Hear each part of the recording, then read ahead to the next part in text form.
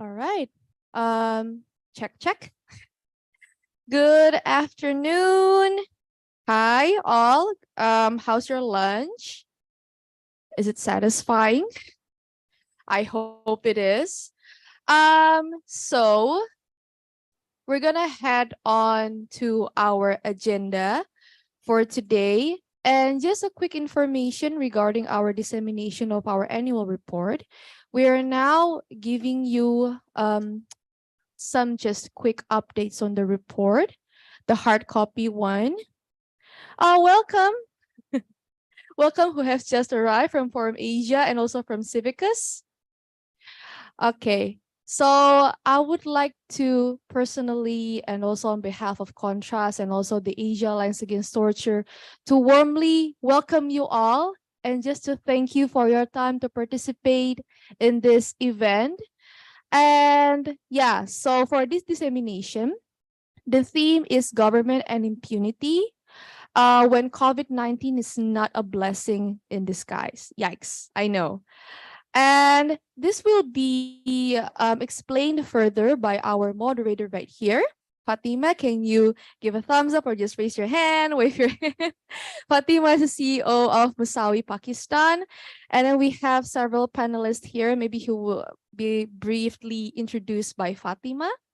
And just also quick information that this public dissemination and public discussion will be held online, but not from Zoom, but it is actually a live session on YouTube from Contrast's YouTube channel. So I think we can just begin our discussion, but I would like to check first with my operational team. Are we ready to go live? Okay, we're ready to go live. Fatima, you may have the floor. Thank you, Nadine. And I would just like to reiterate the welcome on behalf of the Asia Alliance Against Torture to all our colleagues joining us in this after lunch session. The Asia Alliance Against Torture, as many of you might be familiar with, is a regional alliance, a coalition of 11 organizations in Asia, Southeast and South Asia that have come together to work on issues of torture, ill treatment, shrinking civic space, rise of authoritarianism, and cross-cutting issues that, also relate to particularly marginalized communities that are more at risk of these violations. So we're joined here today by a number of our founding members from across the region. And I'm very pleased to welcome you to this launch discussion of our annual report, part one of the annual report series, which focuses on 4 countries from Southeast Asia, in particular Indonesia, Malaysia, Philippines, and Thailand. And what we're trying to look at is really to collect some experiences, reflections, grassroots sort of documentation of our A3T member countries in these specific countries on what the impact of COVID-19 has been on issues of torture and ill treatment, but also the larger context of human rights violations in these countries. There is part 2 of the research, which is looking at South Asia, which is currently in the process of being finalized and compiled, but of course will be shared together with all respective partners and colleagues. And so I would like to basically just start with a brief introduction of our panelists for today's discussion. And they will be sharing their reflections on the publication, but also the larger context in their countries. First of all, I would like to welcome Adele. Adele is a health professional. She's a human rights defender. She currently serves as the executive director of Medical Action Group. She's also a specialized trainer on Istanbul protocols and has extensive experience on documentation of torture, in particular on medical legal documentation of that. So particularly relevant insights in the health context as the pandemic posed a public health emergency as well. So thank you, Adele, for joining us. Next, we have Noi Noi. Noi Noi is also a human rights defender. She is the director of Cross-Cultural Foundation Thailand, which is an organization which has been extensively monitoring and documenting cases of torture and ill treatment in Thailand, with a particular focus also on at-risk populations within certain parts of Thailand. So thank you, Noi Noi, for joining us. We have next with us Amira, who is the Senior Program Coordinator at Swaram Malaysia. Swaram works extensively on civil and political rights, including issues of torture and shrinking civic space in the Malaysian context. And last, and definitely not the least, we have Haris Azhar, who is a human rights lawyer and defender, very well known in the region in Indonesia. He's the co-founder of Lokataru Foundation, which focuses on issues of shrinking civic space. And he's also the founder of Haris Azhar Law Office. Thank you all to our colleagues for joining us and taking out the time.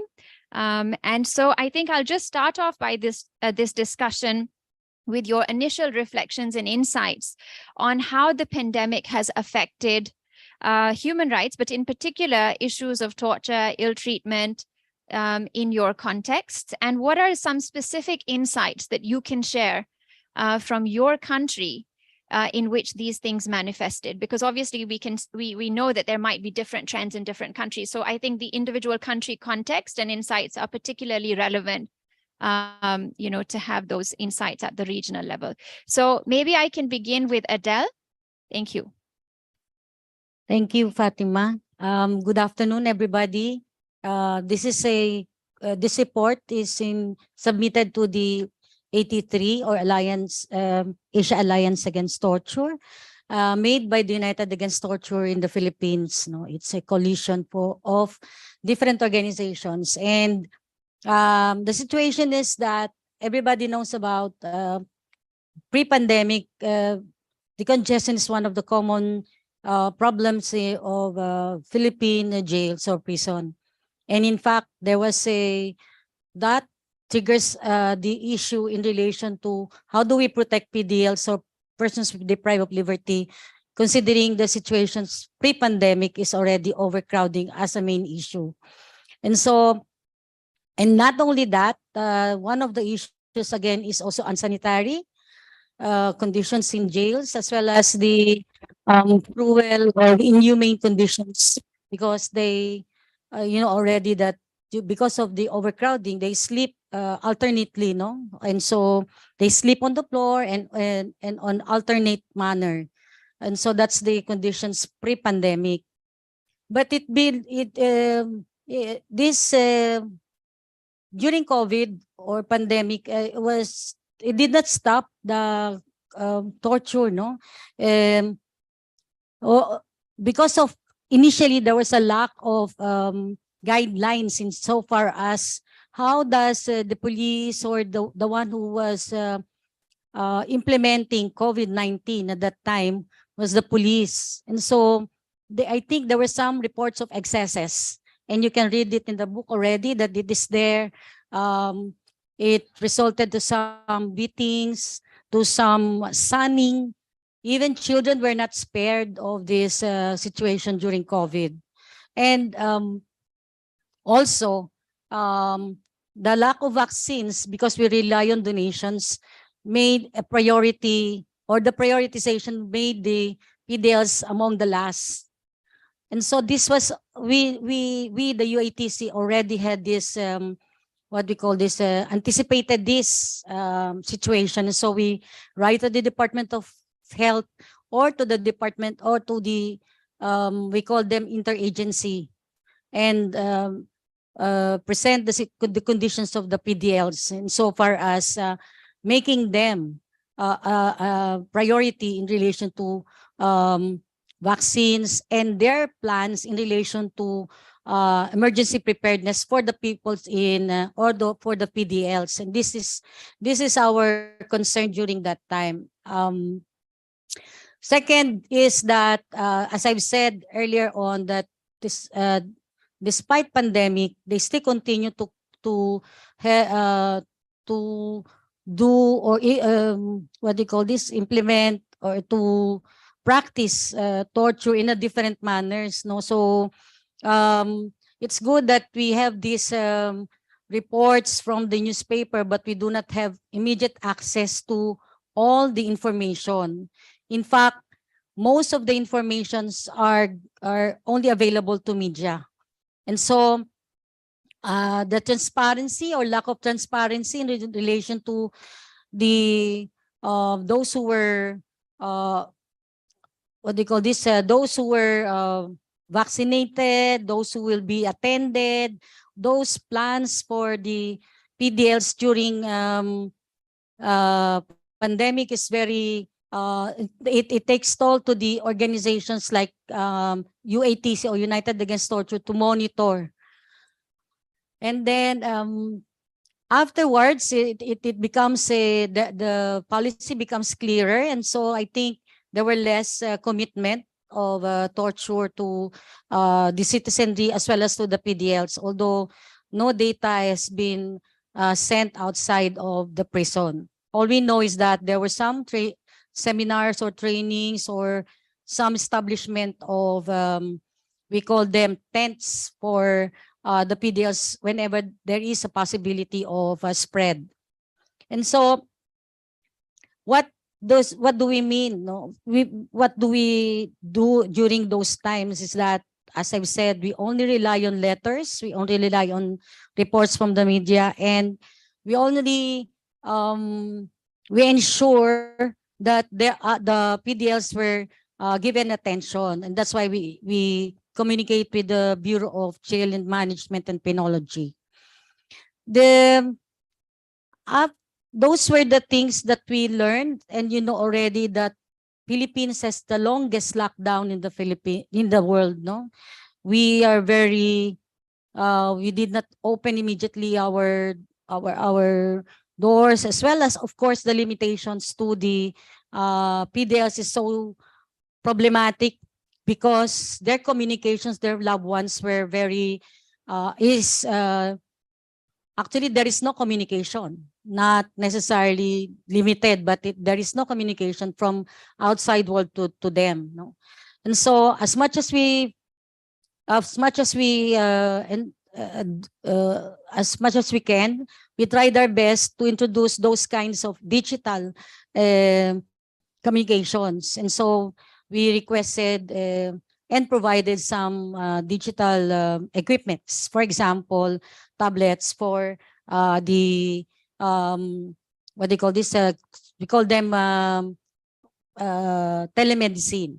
That's one. And second, we also provided some medicines to those who have maintenance, because we work directly with the jails or PDLs in relation to their health. And so we provided some masks, hygiene kits, and tablets to ensure that those who were taking their maintenance drugs, like those for high blood and everything, is continued. No? So that's, and so far as the organizations working in prisons are doing in the Philippines.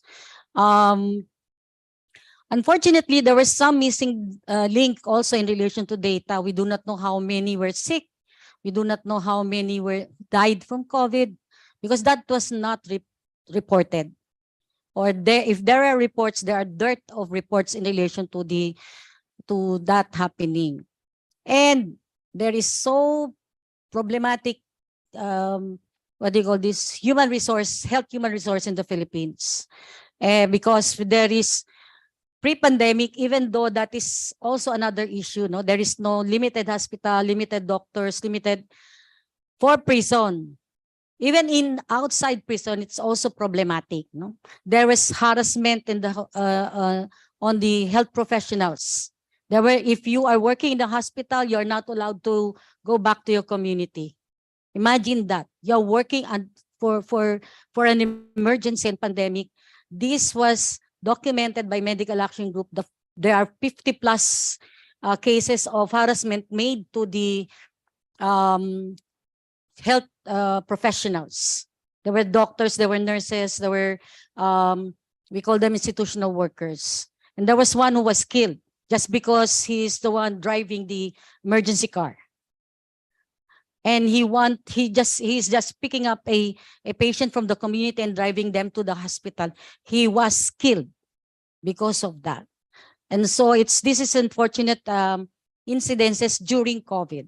So harassment, intimidation, killings during COVID for human resources is another issue that we monitor.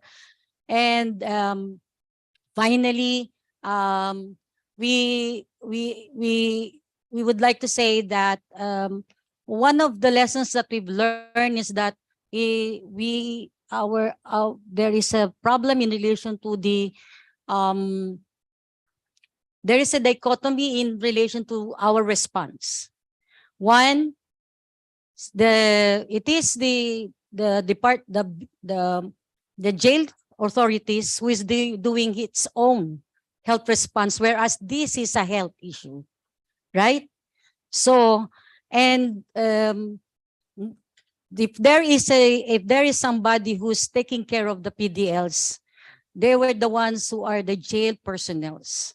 They are not doctors. And so we were very apprehensive, or we have this anxiety in relation to what if somebody started this kind of spread of disease in the jails. Second, there is also one of the least priority is the PDLs, and so it was also revealed because there is a ranking, no? There the government made a what they call this prioritization in relation to who among was the first to receive vaccines, and PDLs are one of the last. And finally, I think I think our preparedness, as I've said, was revealed too weak. No, we do not have a right response to a pandemic or pandemic cases in the Philippines. And so what were our recommendations as civil society organization in the Philippines? One is to ensure that the national preparedness plan should include people in the jails or PDLs. It should not be a knee-jerk response. It should be from now on, we should have a national preparedness plan, including jails, because as I've said, there is dichotomy in relation to the plans and to the response. Second, they shouldn't make prisoners the last to be vaccinated or to be provided with care from the onset. They have less attention during pre-pandemic. They already have this issue because we do not have lots of hospitals in prisons. Only penal colonies have this hospital. None in the, or very few in corrections.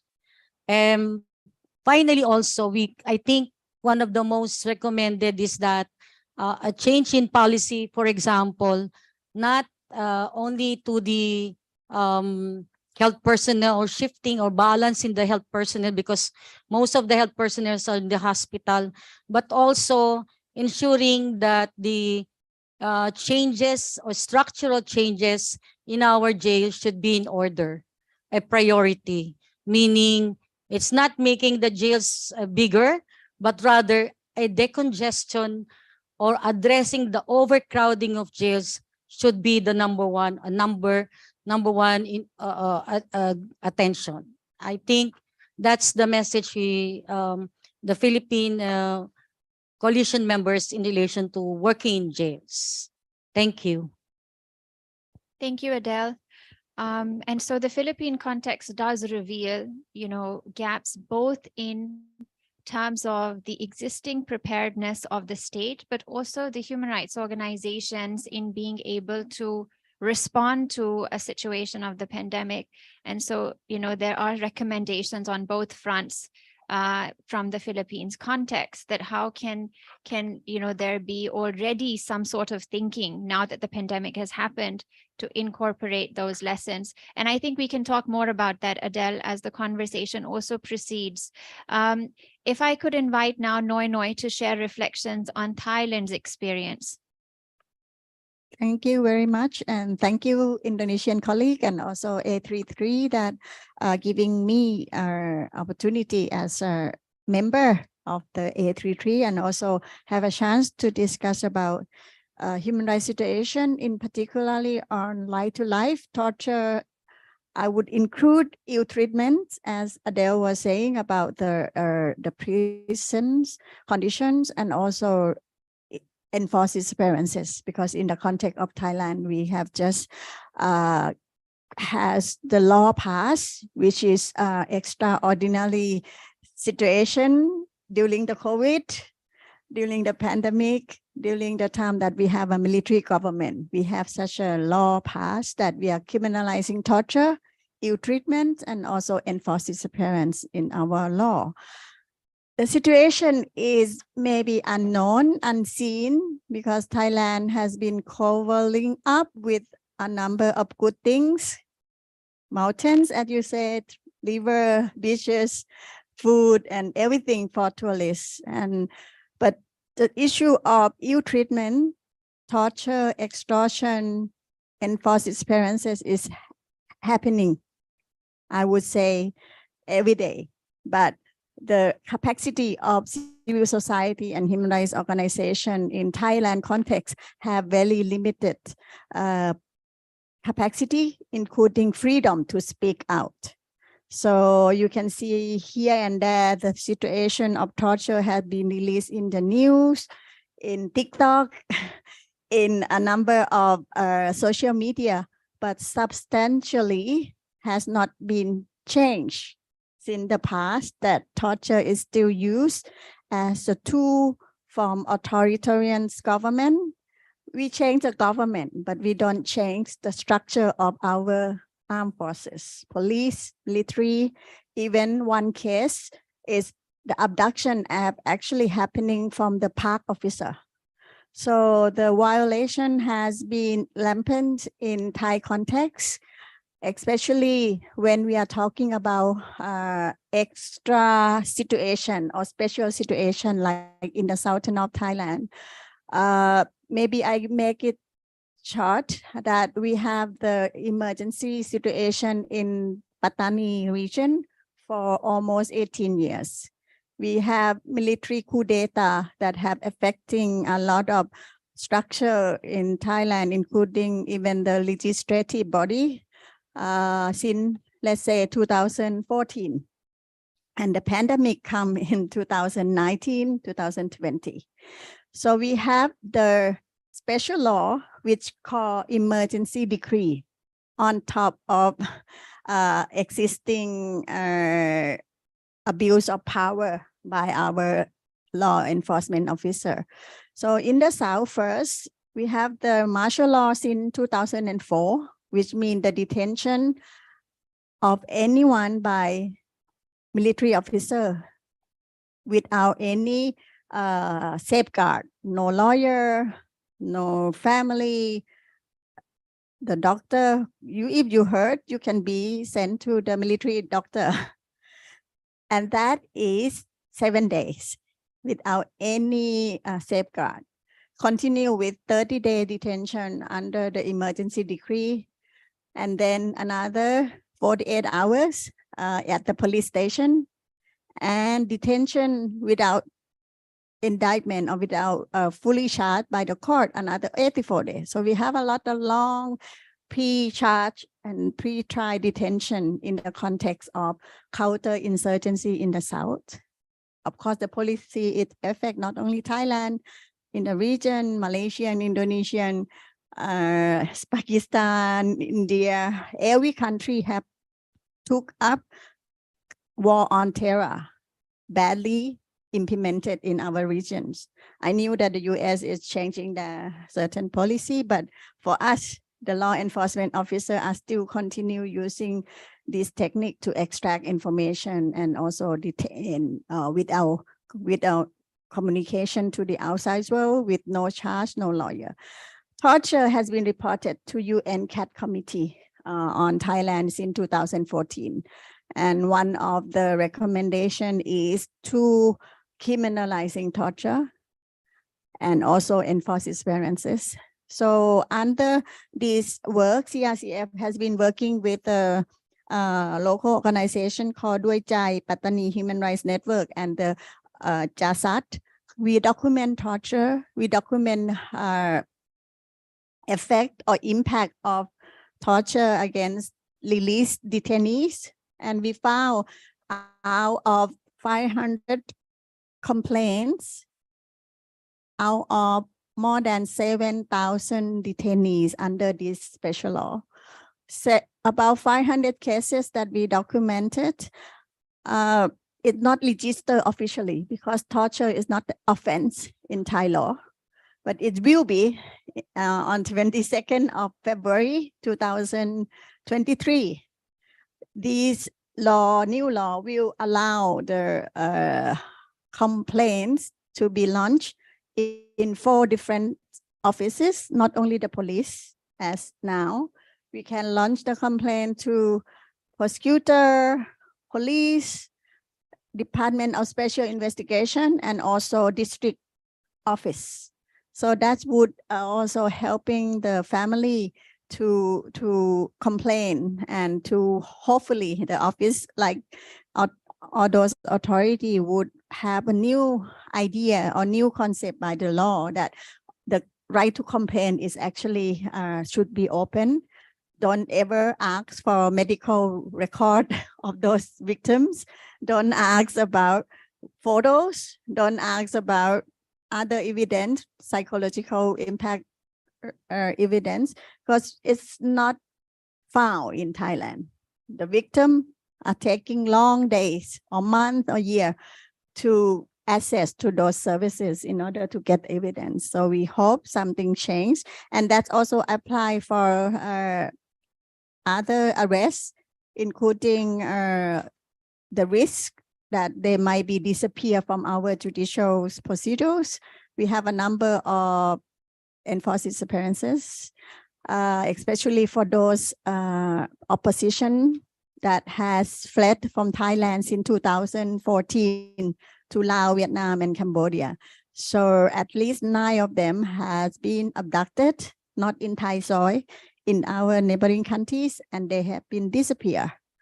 And 2 bodies found along the Mekong River. So the body found have also been documented that torture has actually happened before the death and before they have actually been wrapped up by the cloth and then thrown it in the river. So all these are happening. I wanted to link to COVID-19 because it's also going to be discussed whether the new law, which we also criminalizing ill treatment, will also be discussed and applied in any lockup, including our prisons. We have very big prison population, up to 400,000. We have something very special, maybe none other country have it. We have a lawyer pardon. And in some period of time when our country have passing, there's a lot of lawyer pardons and a lot of series of pardon that people been released from jail. But there is some hiccup that we don't have that for a long time. So we have 400,000 people in the lockup, and that's also close to the pandemic time. So there is the first mechanism that Thailand use is to release the detainees due to the overcrowded, and that's one of the quick fix. But another way of dealing with the pandemic is that we actually have quite a good universal coverage on health. So the health personnel, of course, has a lot of more burden, but there is a structure of getting vaccines later for everyone, more people. The situation that affect Thailand the most is on economic, because we are relying a lot on tourists. So when pandemic happened, there is the clash between, let's say, not only generation, but also related to distribution of income. The poor are poorer. And at the same time, we also have our political crisis. So we have a lot of protests happening in Bangkok and all over Thailand for the reform of monarchy, reform of the justice, and other reform, including economic and income disability. So Thailand decided to declare the emergency decree. Again, on top of other law, emergency decree declared by Thai government, which is a military government, is actually a cover up of the restriction over the freedom that's been called for Thai population during that time in 2002, 2001, and until now. Emergency decree was used to arrest, detain, and charge against political activists. So Thai Lawyer for Human Rights has recorded that emergency decree is not used for facilitating health services because we already have a very good standard and structure for the health services by Public Health Ministry. No problem. We don't need the military to cover that up by emergency decree, but it's only used to arrest, detain, prohibitions of public protests. And a lot of issue is also around the violation during the crackdown by the police. So we can see torture, ill treatment, and also the use of arms, including real bullets and also the what you call plastic bullets. But it's where in using with the very powerful guns. But the bullets called to be rubber bullets, but it's hurt and it kills. And it's actually sparking the anger over those who are suppressed by economic in Thailand. So you follow with the news, you can see that there's a documentation about violence using during the pandemic, during the conflict by the armed forces and including the police that apply the war-like attack in Bangkok. So I'm not sure about the time, but I think I speak a lot already. But just to have one positive note about COVID and torture and the justice system.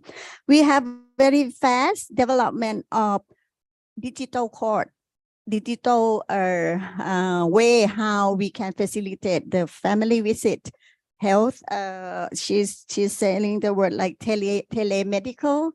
Also, the prison also develop a kind of digital way how we can visit our family from the far away. The court also being digitalized, e-hearing, e-filing. So all these are advancement. But again, just last note that we need to have an equal distribution of advanced technology as well. The court, the judges seem to have a lot of privilege, a lot of budget from many organizations, including international corporation like UNDP, World Bank, whatsoever, but not for people, not for human rights defender, and not for general public to access the same technology for justice. Thank you. Thank you, Noi. And I think some of these themes are, relevant to several other contexts. Like Adele also mentioned, and other colleagues from the region have also documented this, that there was a need to use more technology because of the limitations posed by the COVID-19 context. But at the same time, that does raise concerns about equal access, capacity, but also security in certain contexts as well, that, has to be discussed. And the second thing, in the counterterrorism context, while we did see in many contexts in the region where there was a lockdown, that the authorities did use force to implement those lockdowns. And sometimes, it is not always clear, that was done specifically in the context of the public health response. For example, crackdowns on political gatherings or, protests against the government in several contexts, both in South Asia and, Southeast Asia. In the COVID-19 context, there has been a heavy-handedness seen, which has been used on the pretext of a public health response or an emergency. But perhaps that trend is also visible in earlier times in those countries. And so it has led to increased, sort of violations in this context. So if I can pass it over now to Haris Azhar to share reflections on Indonesia in this conversation. Thank you, Fatima. Good afternoon, everybody. Let me join the concern that has been raised by Adele and also Noy that, and by start from the issue of the COVID-19 policies and also the practice of the policies in Indonesia. I think for sure from the political point of view and also from the business point of view, the government and people behind the government who are connected to the business ownership create and also take a lot of benefits from the COVID practice of the policy that created by the government.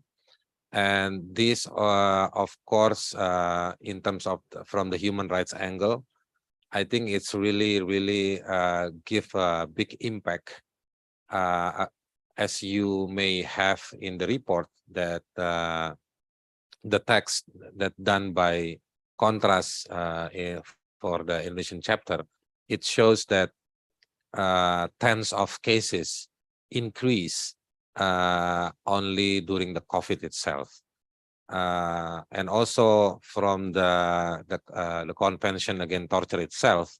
So it's not only the practice of torture under the law enforcement processes, but also it also means torture here means as a ill treatment and also cruelties.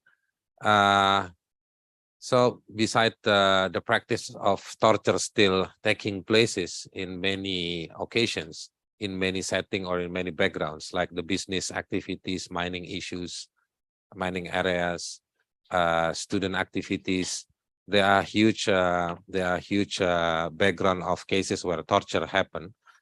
And COVID policies give additional spaces for the law enforcement officials, for them to be not to be monitored. So because there were limitations of people on how to access the situations, the things that what happened. Just for example, I would like to connect with the issue of the ill treatment in the prisons. During the COVID, that policy, it's a bit late to be taken by the Minister of Justice, which are responsible for handling the prison system. Months after some policies being made by the government in order to handle the pandemic issues, months after that they came with regulations on how to release some kind of like limited release or pardon for those who were jailed according to some criminal acts. So they came late, and people from outside, in generally speaking, they consider that Indonesian government is doing well. For instance, some statements came up applauding on how that policy being made. But on the other hand, people could not go into detail what that been done by the police, the other institution, which keep arresting people. So on the other way, you have the Minister of Justice releasing people to minimize the responsibility of the government, because there was an overcrowd, like Noy mentioned also in Thailand. In Indonesia, we have like more than 200,000 prisoners across the country. During that time, the first year of the COVID, the Minister of Justice released. But on the other way, on the other sectors, the police institution, they keep arresting people. And so this is like the ambiguity that took place during the COVID time, and that is that was like a symbol of another kind of torture, because once you are kept by the police, arrested in the police prisons, um, it means that you have no access at all 24/7 from anyone, even the the lawyer who are granted on paper in our criminal procedures law. They have to take a certain bureaucratic procedures, which not written on the criminal procedures code. So it was like really like a difficult time for anybody who got a criminal case. So this mean also, when I say criminal case, it's not necessarily a really criminal case, because in Indonesia we are used to listen about the fabricated cases. So it can be background by a business competitions. It can be background the hostilities between the a big giant investment company against the local indigenous, or to the labor groups, and also that quite well known during the pandemic, the other ambiguities is also related to the this restrictive restriction policies that done by Indonesia. It's also being used on how to proceed a certain political elite agenda.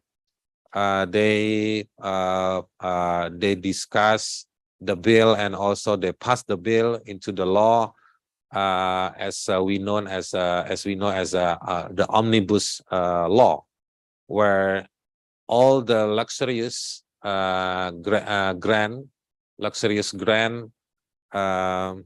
leverage, benefit, interest for the business groups, and also for the government to take a decision, was written on that bill, which during the pandemic also being passed as a law.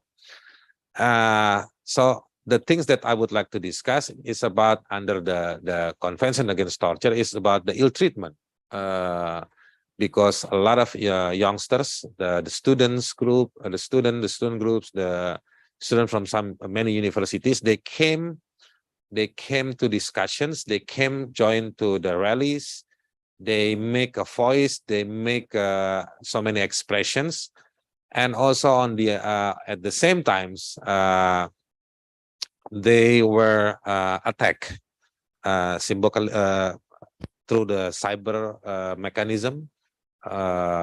We call it as a cyber torture. They were attacked on the street. They were persuaded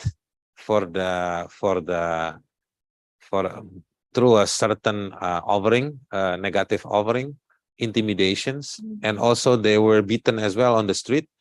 The famous one, I think, was when the police ambush all the demonstrators, without necessarily whether you committed stoning when you had hostilities with the police on the street or not.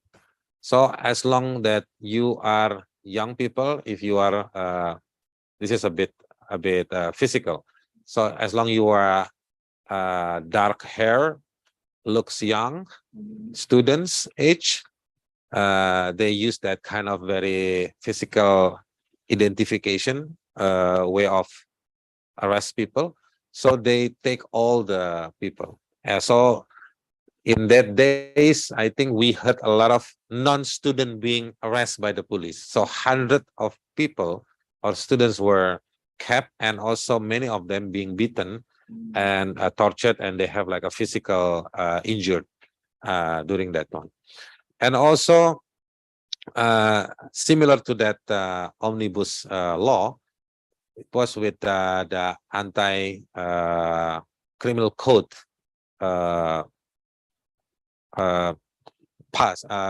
the legislation process in the parliament. So the student made that kind of similar issues. During those kind of demonstrations, attack to the young student academics discussion took places. Criminalization because of the expression took places. Yeah,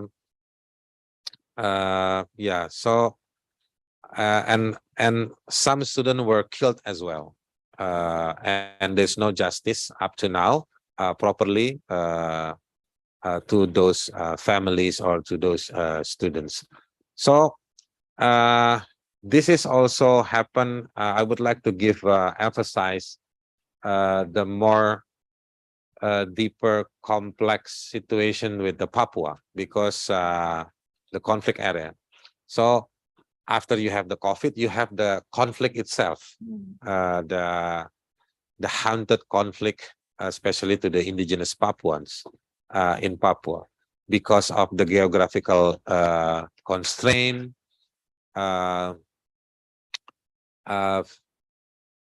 policies, special policies to the Papuan as well. For instance, during the COVID, the government, Jakarta government, issued a statement, issued a policy, consider that those the armed groups, the fighting movement groups, armed fighting groups in Papua, they are terrorists.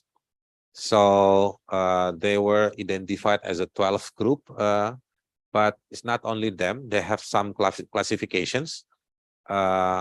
I was invited to because this kind of policy was announced by the coordinating minister of politics, law, and security. So I was invited as well in that announcement. And then my organizations and some organizations like Kontras, Lokataru, also they name it there as a supporter to the terrorists because we always speak up about local indigenous Papuan issues, which related to the freedom issues, access to justice, impunity, and also the natural resources issue as well. But they said this is okay because this is consequence of they developed the framework that they are the real primary fighters, local supporters, and also national broad level of supporters like the NGOs and also some individuals. So I would like to come back to the title, torture during the COVID. So just to make it short, and we can follow with Amira from Malaysia, supposed to be better situation with the new prime minister probably. Last point also, I would like to join what Noi mentioned in the closing remark from her in the first discussion from her, where here we acknowledge the torture as well in our new criminal code, which will be an act in the next 2.5 years. We already passed the bill, it's a law now, but it will be come to implementations in the next 2.5 years. Torture, for the first time openly being regulated, acknowledged, textually speaking here, I'm as a criminal, but there was concern as well from us, the human rights group, where this going to be done. Criminal code means that any kind of case will be done by the police. According to National Human Rights Institution, which have a lot of data or figure fact about the case, the violence, the brutalities done by the police, is always high, the report from the public. That also resonance in the Ombudsman office. We have so many oversight bodies here, by the way, in Indonesia. What kind of oversight? We have it here. So a part of Komnas HAM, we have the National Ombudsman of Republic of Indonesia. they also came up with the report that every year that the police report against the police is always high. So I would like to come back to the criminal code issues. So if we have that fact figure saying that the police is always the champion of the reportee side, committed violence and torture, then how we be able to develop our trust to the police according to the new criminal code which will be enacted in the next 2.5 years. Meanwhile, the internal oversight of the police, if you may follow at some point in Indonesia, we have it's a family name. His name is Sambo. Sambo is a family name of Ferdi Sambo. Ferdi Sambo, he was the director of the internal oversight division within the headquarters of the police.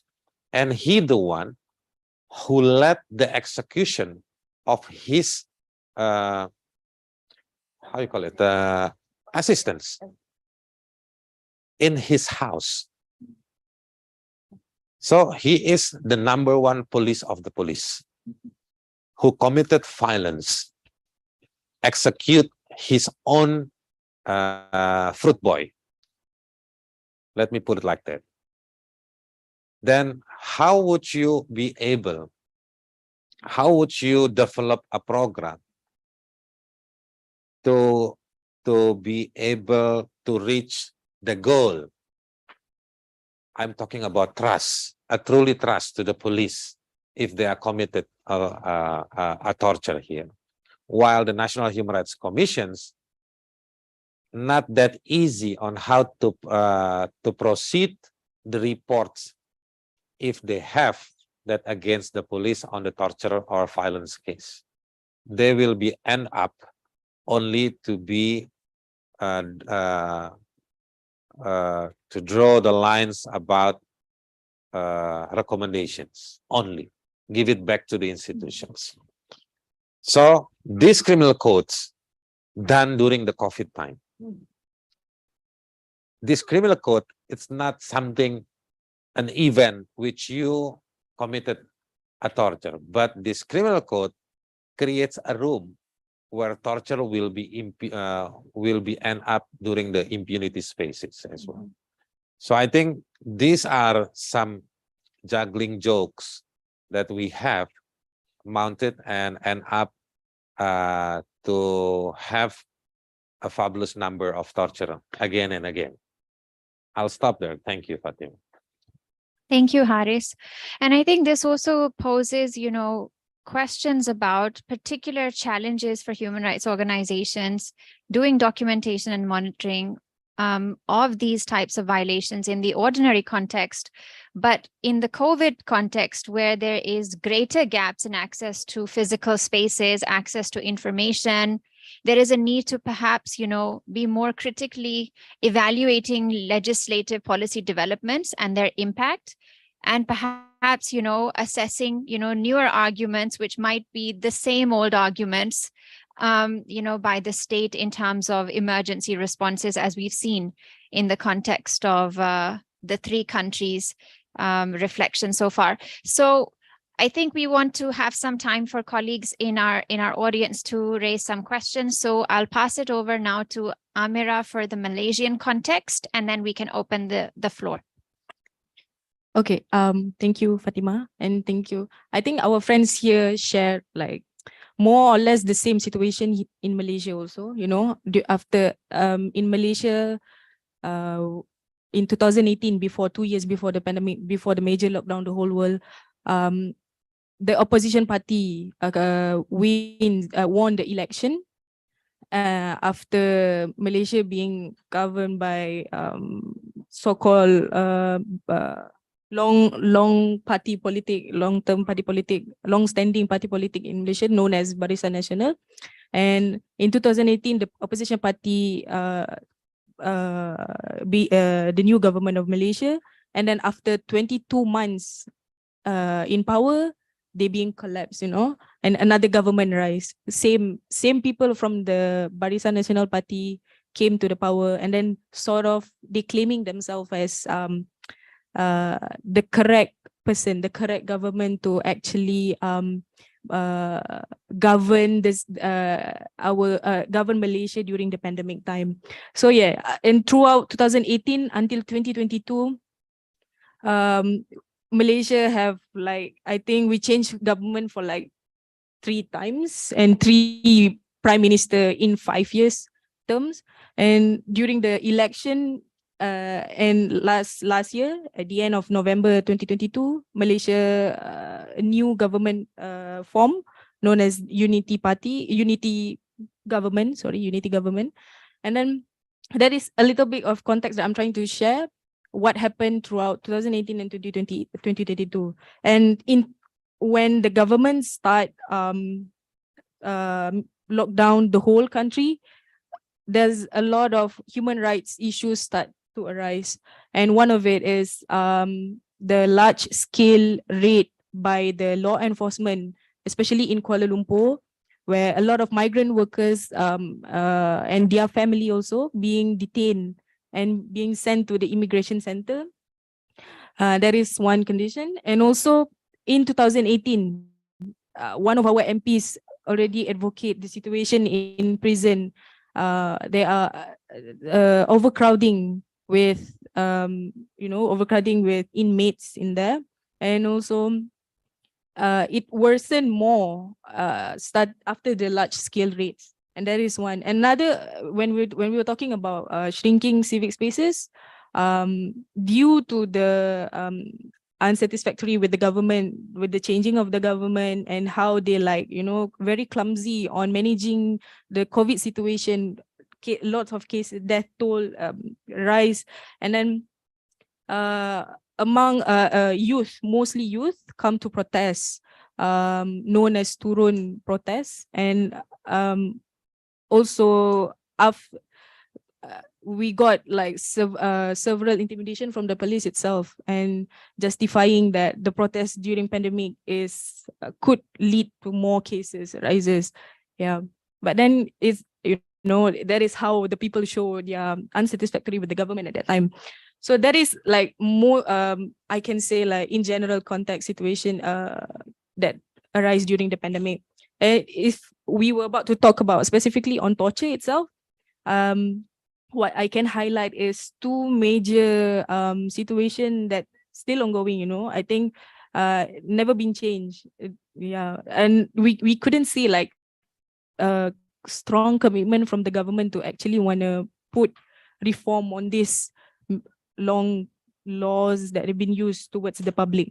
So specifically, I can say 2 things that are still remain being practiced in Malaysia. So like one of it is like the detention without trial laws. That is one. Because ever since 2012, the SOSMA Securities Offences Special Measures Acts have been introduced, replacing our Internal Security Act before that. And also this law is like under SOSMA is basically a person can be detained for 28 days without any access to legal to lawyer, and also their access to family members too. That is one. And another one is we have Prevention of Crime Act known as POCA. POCA is basically at first, when it was first enacted, it was aimed to basically to prevent organized crime, especially this is happened during after the independence, where Malaysia at that time being under the threat of Communist Party at that time. So the government of Malaysia come up with POCA at that time. And also, if I can say more about POCA, nowadays, fast forward from the 1959 where the law is first established, and fast forward to today, under POCA, most of the people who detain under this law is basically young people, and most of them are at first being accused under the drugs offenses, but then after some police like couldn't find evidence towards that young people, and then they will do another form of torture, which is I'm going to explain it more later after this. Another form of torture known as chain remand, and then where one person jump from one police station to another police station to another police station for several period of times, and then after that chain remand, they will accuse under they will charge under POCA. So under POCA, they have 2 years. They got like 2 options, like it's either you have 2 years detention orders or 2 years house arrest. So under the house arrest, where those who being charged under this law, they will have to use EMD on their feet, on their leg. So one of our cases that we received in 2022, where there is one young boy named Mitesh. He was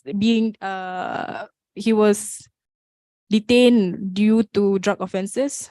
He was accused that he got methamphetamine at that time, and then after the several investigation towards him, the police couldn't find the evidence. But then the police changed the charge. It's not of a drug offense, but another penal code section. I think burglars or something, if I'm not mistaken. Yeah. So, but still couldn't find any evidence. So the police brought him to another police station with another charge, and then jumped to another charge. I think more than 5 times he being under remand of the police. And due to that, during the chain remand, he was being tortured. As far as we documented about him, he being beaten on the feet, because on the feet they don't have evidence, right? Yeah, like that. And then he being electrocuted also. Yeah, but when the mother tried to report and try to complain about his situation, the police trying to like delaying the process and whatever. So we brought his case to our National Human Rights Commission in Malaysia, NHRI in Malaysia, to further with investigation on this. But then, that is one of the limitation that happens, that our National Human Rights Commission, they can only done investigation, but to like punish the officer, yeah. So it's not to that extent. So I think that is what is security laws happens in Malaysia. And another one is the chain remand, as I mentioned just now, where the police arrest someone and then you have to jump from one police station to another police station. So I think in this report, there are several cases that Swaram documented also.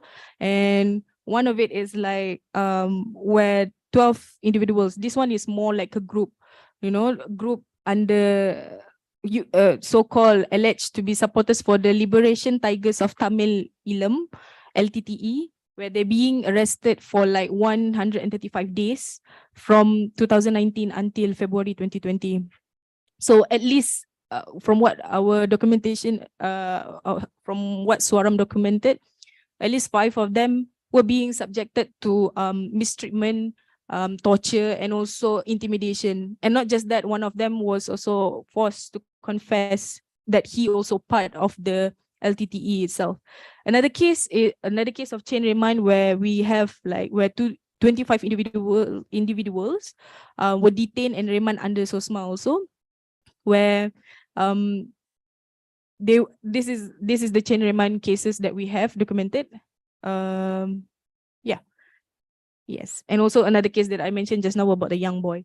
So basically, we can see that during the chain remand, we can see the exposure of the accused, being tortured, and not just that. Sometimes their family members also don't even know where their son or where their husband is being brought to.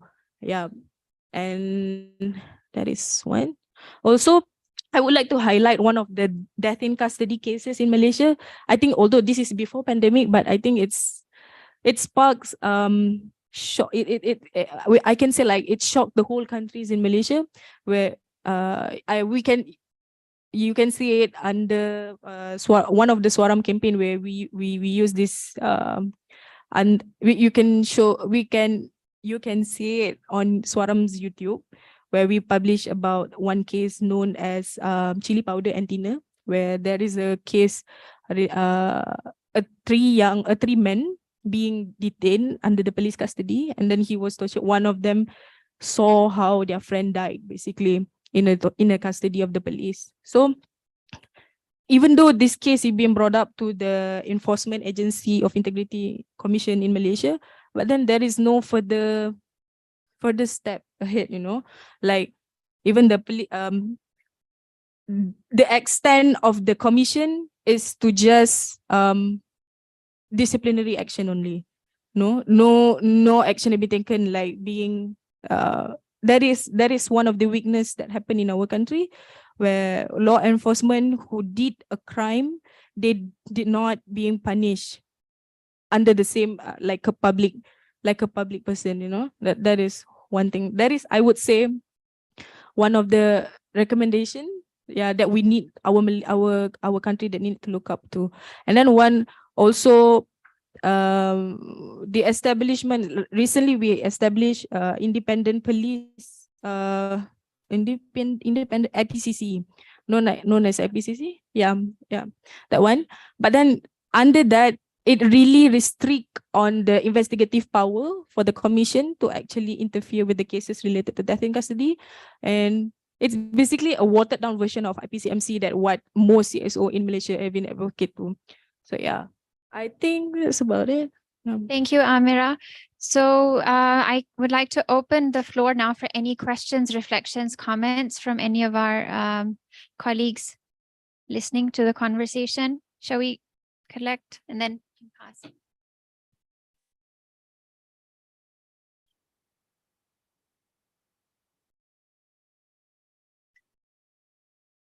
Thank you. I am from largest democratic country of the world. So we have some big figures on COVID-19 also. To me, I think COVID-19 was a man-made disease, and it is only for profit earning for the government and the multinational corporations.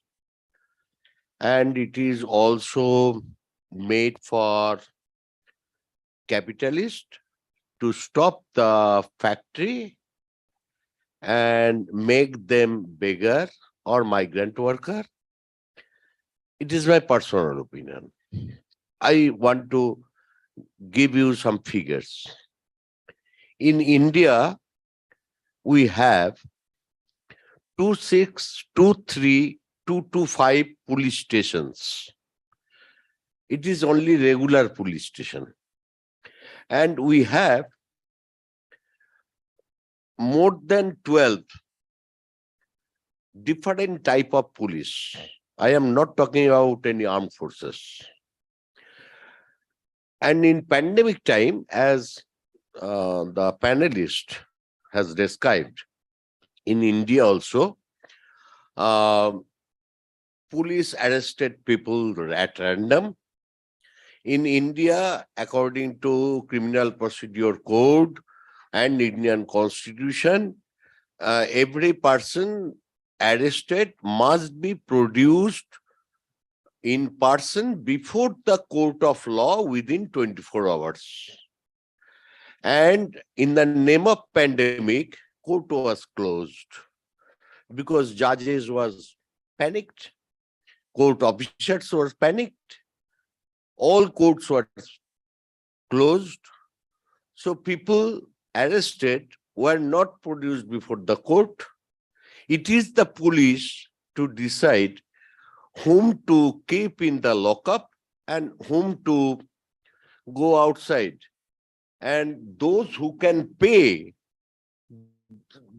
they can just walk out. And no case. You are talking about torture. I am talking in India.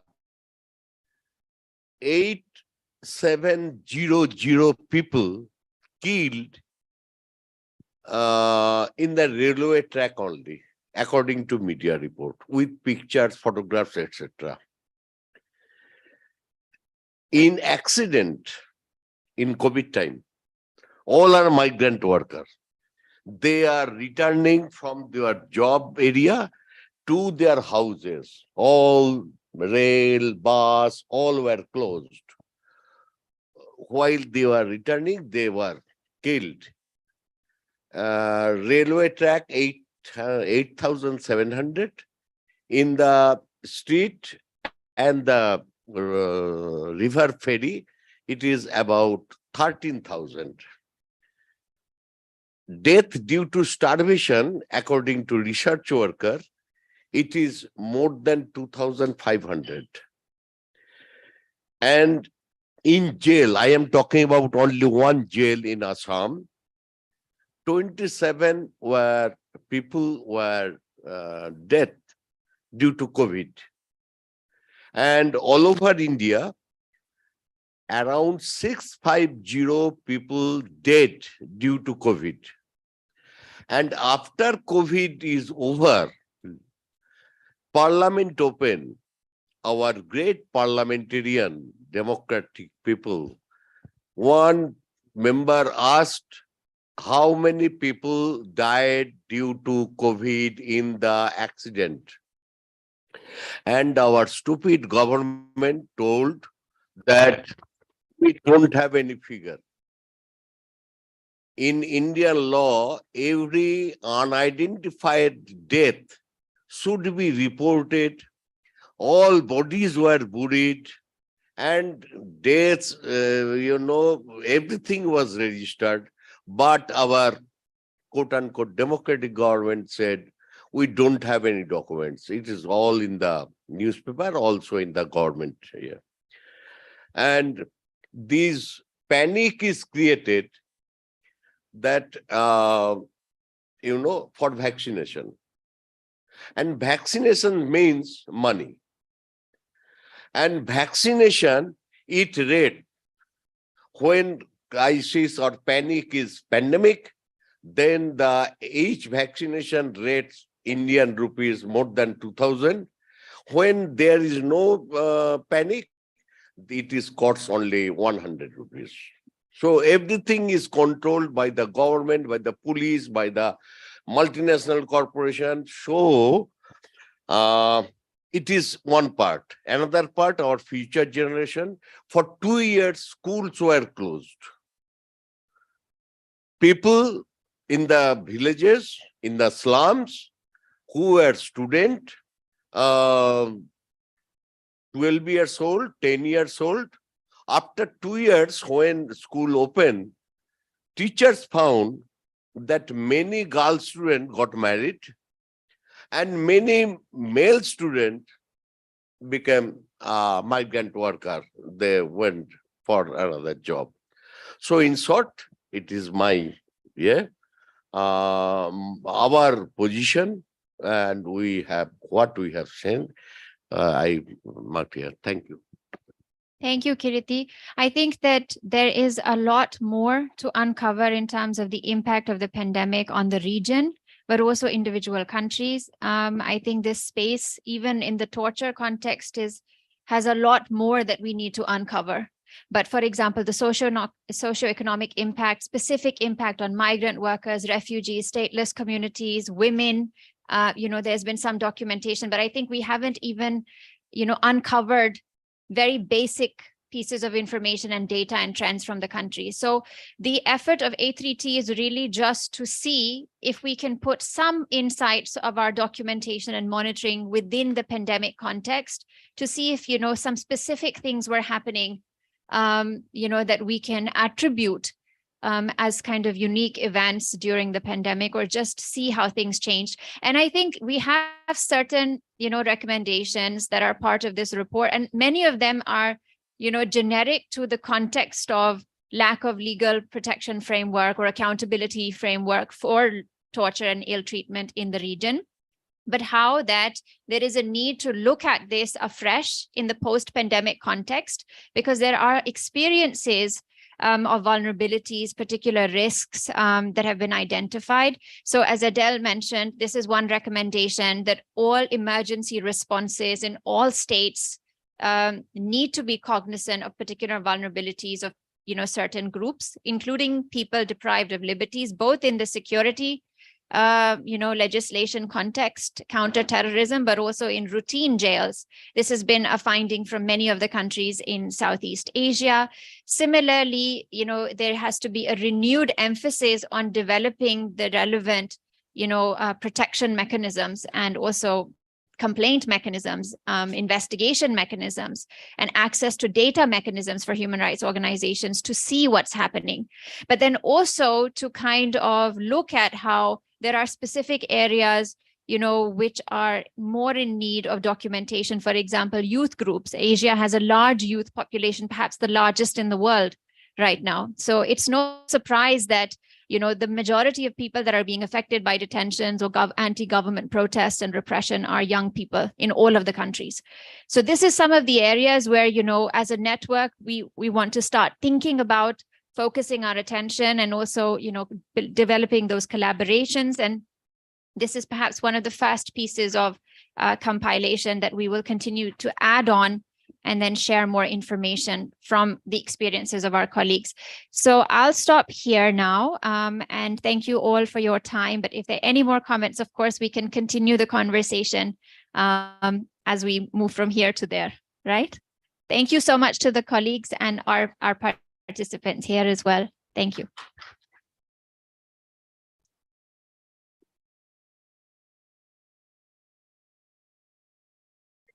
Ten minutes break. Have coffee and snacks outside. So please help yourself.